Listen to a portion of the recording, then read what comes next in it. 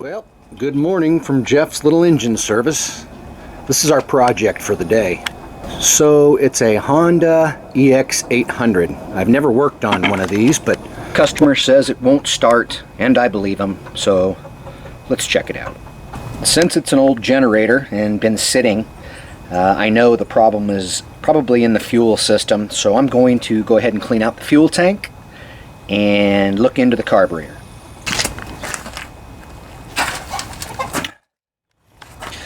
So I have this little pump here that I use to take out all the fuel in the tank, and then I want to make sure the tank has a chance to dry.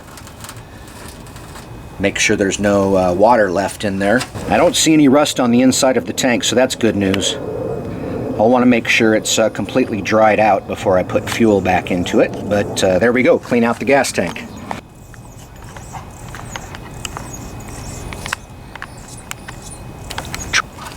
So on the other side here is where you get to the carburetor and the air filter. A couple of Phillips head bolts. Looks like it's missing two. I'll put these right down in the gravel where they're nice and easy to find. That's a joke, by the way. Okay, so it looks like that's probably an 8mm. Yep, 10mm is too big. One thing you want to take note of is where this choke lever is at, because as you can see, this little doohickey here, which activates the choke, goes into this slot here on the choke lever. So be careful about that when you take it off, and when you reassemble, make sure it's in place.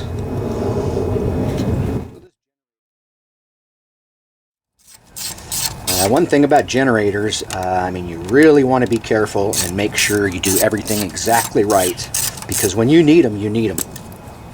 You know what I mean? Okay, there we go. This is just a breather hose from the engine. It looks like well, I'll show you what this looks like, all these linkages and whatnot. It looks like everything's hooked up correctly. Got the spring and the rod that go to the carburetor throttle plate here. Let's go ahead and take off the fuel line, just so we can drain any remaining fuel out of the system that's in there.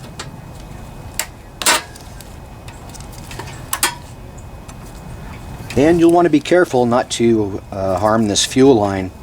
One of the ways to get them off is to twist them like this, because they kind of get stuck on there. And then I pry them like this. There we go. See, there still was a little bit of gas in there. So it looks like now we can actually take this carburetor off. It's probably a good idea. That way we can look inside of everything. And you can see these lines are just overflow lines off the carburetor. This is the line that you would drain your float bowl, and it would come out of that. But let's see, so to get this carburetor off, it looks like all we need to worry about is this linkage up here. You can see down here I'm going to have to move this line above that spring just so I can pull it out. There we go. And yeah. So it looks like I can just keep pulling this carburetor straight off, and then I'm going to have to rotate it this way, and it comes right off. You disconnect the linkage and the spring, and make sure your O-ring seal is still in place there. So let's take a look inside this carburetor. Alright, so here we go.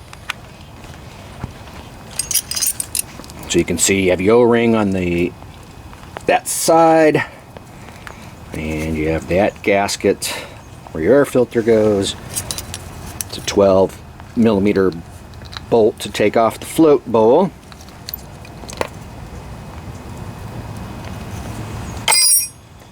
It's pretty gooey there. Hope that's not a sign of what's on the inside.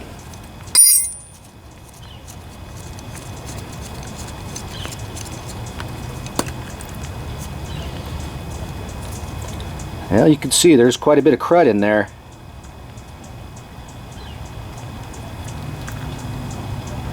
Time to clean that out. And you can see some of the sediment here. Yeah, it's a lot. But this carburetor is definitely salvageable, cleanable.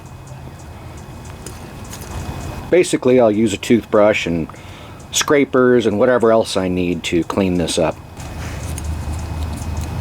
So let's go ahead and take out the float and the float valve. Don't lose anything. Oh, see the float valve? That's important. Don't lose it. You got your float pin, and your float valve. It's always a good idea to replace the float valve. You'll also want to be careful that the O-ring stays in place, or if it comes out when you take the carburetor apart, don't worry about it. Just make sure to reinstall it. But you can see there's just a lot of sediment inside the carburetor that needs to be cleaned out, especially up here. And you do need to remove the main jet, which is located down in that hole there. I don't know if you can see, but you need a real skinny screwdriver to get down in there. And sometimes these things can really be a pain to get out. So when the main jet comes out, we'll also have to remove the nozzle, which, if you can see it down in there, is that brass tube that pokes up. That's not the main jet. It's usually not part of the main jet. It's usually separate from the main jet, and you'll have to remove that too. Sometimes you have to stick a screwdriver in and push it downward to get it to pop out, especially if they're all corroded in place like this one probably is. And on the outside here, so your pilot jet system is underneath this silver bolt here, so we'll want to remove that and make sure that the pilot jet, or the slow jet, is nice and cleared out too, as well as the main jet, which goes in this hole. And this is the only screwdriver I have that will fit down in there. Long, skinny one. Just be careful, because it is brass and you can strip it out very easily, so be very careful removing it. There we go. Got it loose. Like I say, if you strip that out, you might as well buy a new carburetor.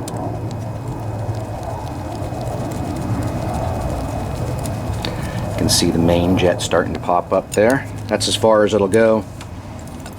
So you tip it upside down, and you have to work it out sometimes. See, it's starting to come out now. There we go. That's how tiny that little sucker is.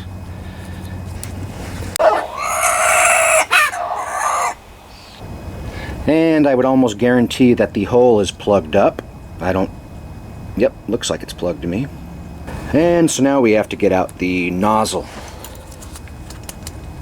I don't think it's going to come out unless I stick something down in there and push down on it. Just want to be careful not to break anything. Pry up on it a little bit here. Oh, there it goes. Yep.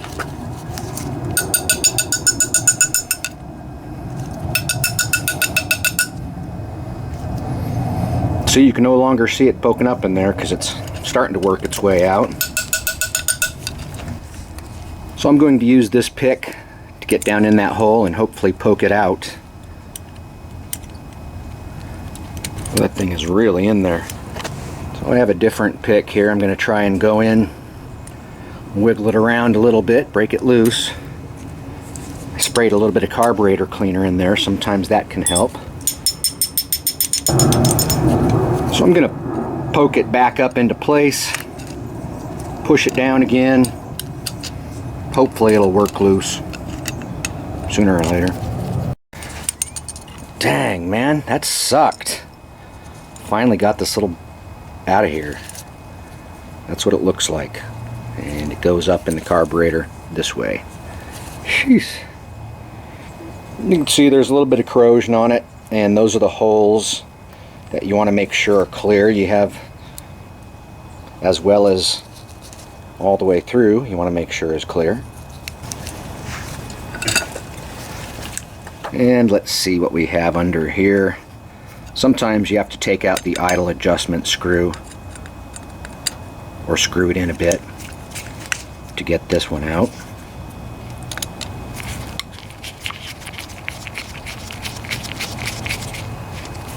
Oops.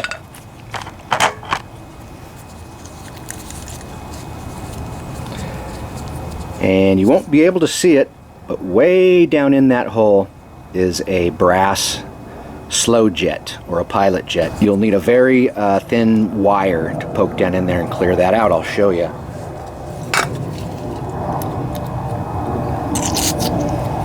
I'll spray a little bit of carburetor cleaner in there, try to help me out. Can you all see that brass jet down in there? That's what you need to poke out. You see the carburetor cleaner is still pooled up on it. I don't know if you can see that, but that's telling me that that hole is not cleared out. So I've been trying to use this wire to get down in there, but believe it or not, that wire is too big. So I'm going to try a smaller gauge wire. So what I do is I pull off a strand and try and poke it down in there, but believe it or not, that strand is too big. So I'm going with a smaller gauge wire. I live in a town where they ring the bell at noon. That's what that noise is.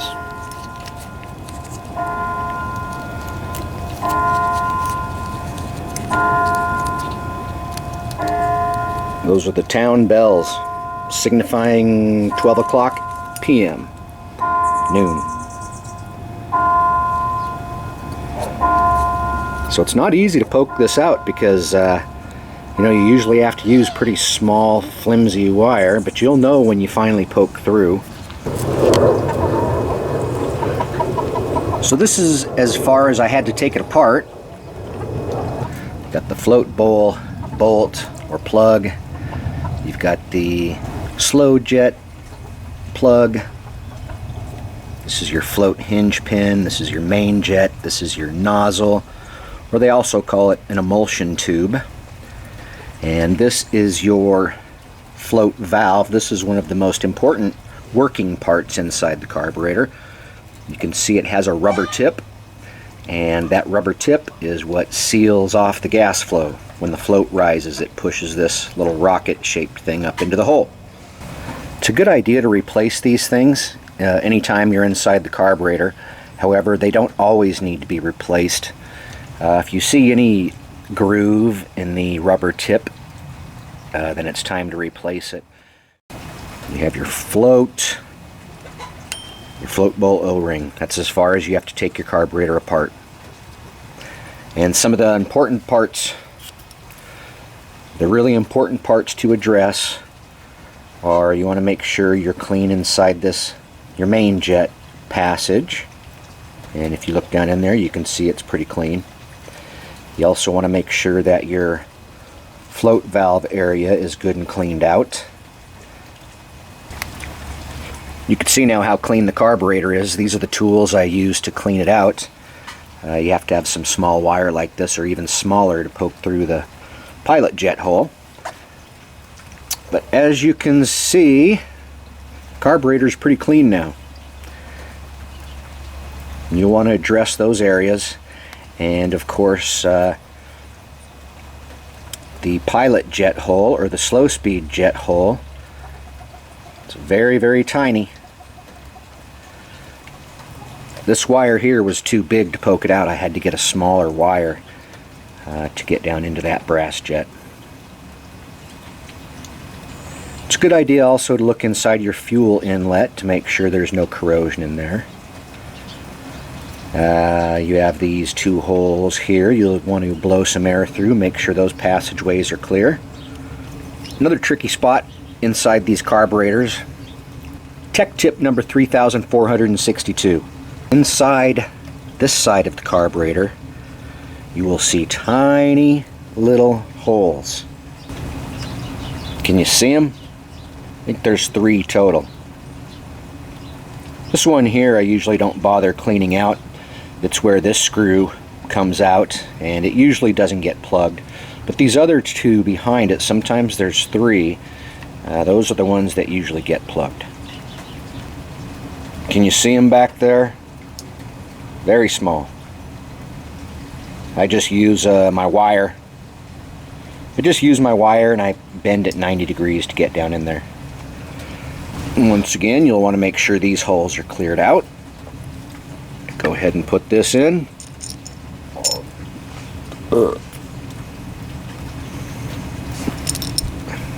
And go ahead and put this in this way.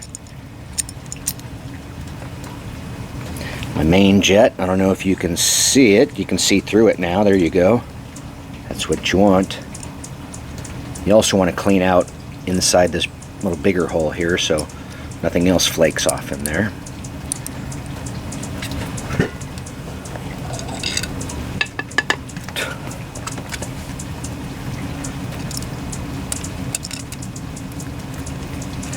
Now, not too tight.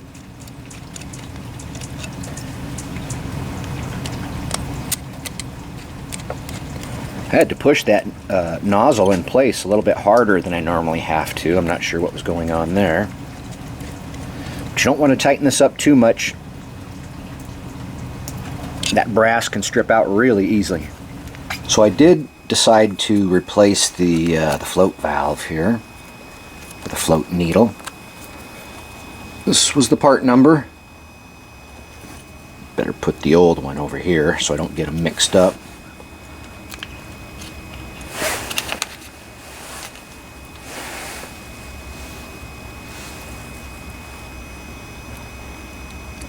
Oh!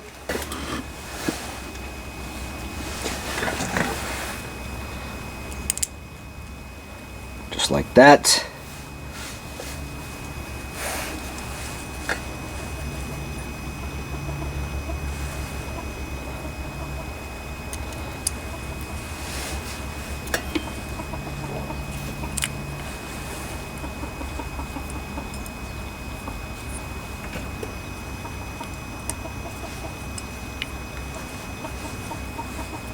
Oh, that.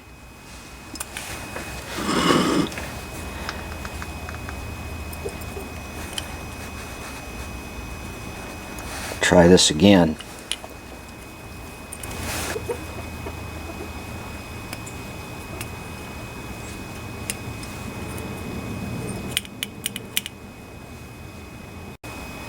So we have the slow jet all cleaned out, so we can put this plug back in.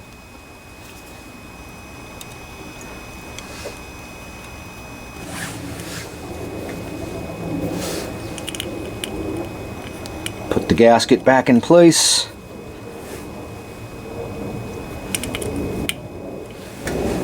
Float bowl's nice and clean. A little bit of rust occurred overnight, but we'll be all right.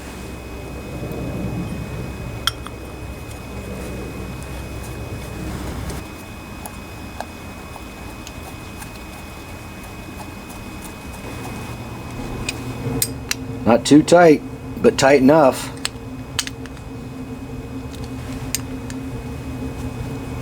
That should do it. At this point, this carburetor is all cleaned up and ready to go back on. Alright, let's see what we have here. So it looks like the spring and linkage both go through the same hole here.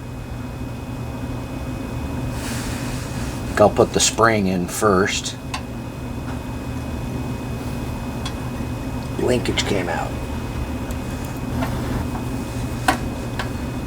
And there we are. Looks like we're on. Make sure to route the overflow tubes back where they belong. I think this one went up here, didn't it?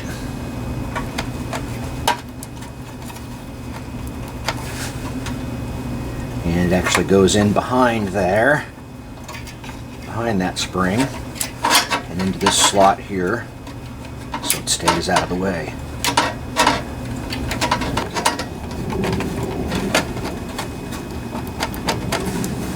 Alright, so these hoses are out of the way of the governor spring here. Put the fuel line back on here.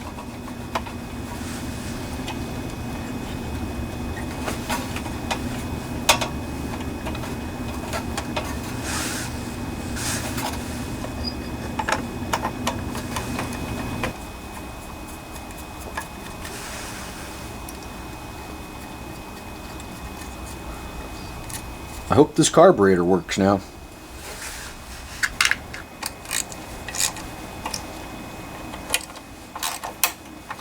Not too tight. I always say that.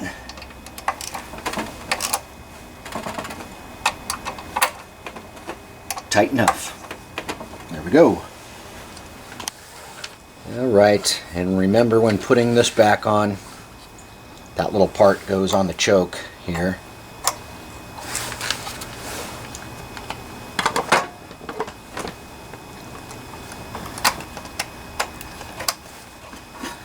There we go. I have to get some more of these. There was only 2 of them.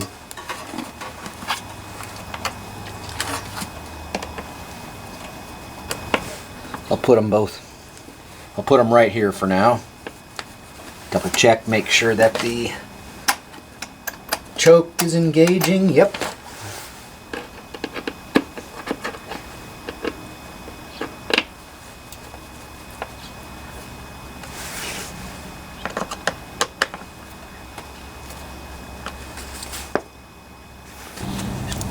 I want to make sure this is completely dried out, and if there's any dirt in there, it'll come out.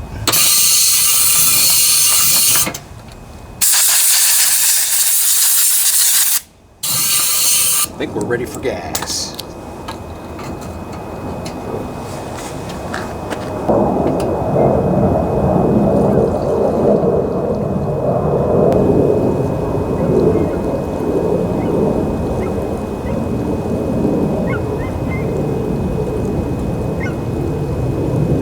That should be enough.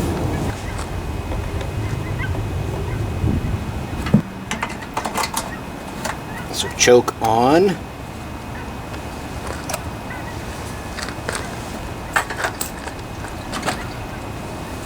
Make sure that the engine switch is on.